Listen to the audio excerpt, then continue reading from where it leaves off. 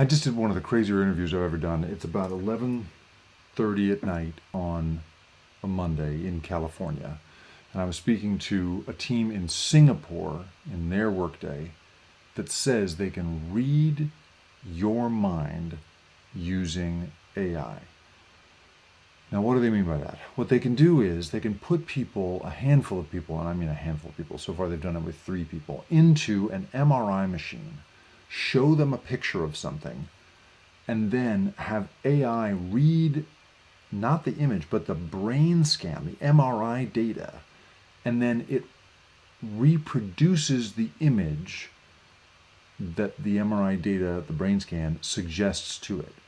So basically, you show me a picture, and the AI shows you a version of that same picture by reading it out of my brain.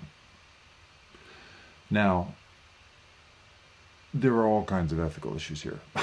I mean, in a world of greedy corporations and authoritarian regimes and the slippery slopes we all know that the worst actors fall down immediately when it comes to new tech, there's some really scary stuff here. And even the researchers say that they wouldn't necessarily be up for signing up for this in a commercial setting, that they only are comfortable doing it in this sort of academic kind of protected way.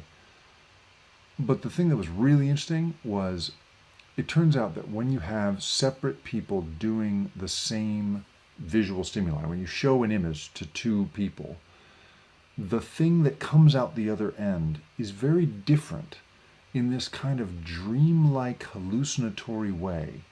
It's similar enough that you could look at both of them and say, okay, that's a building, or, oh, okay, that's a fire truck. But it's a slightly different fire truck at a different angle with a slightly different shade of red.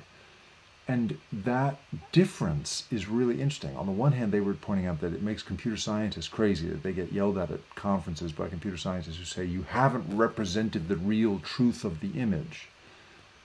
But what they say, what they're most interested in, what the neuroscientists are interested in, is the fact that everybody is a little bit different, and that those little perceptual differences speaks to something about how our brains process reality in this individualized way. Anyway, their long-term goal, and again, I'm not kidding when I say this, is that someday we'll be able to just beam images to each other without having to, take a picture and send it on our phones. That we're going to sort of revolutionize communication by making it a brain-to-brain kind of thing. I don't know, man.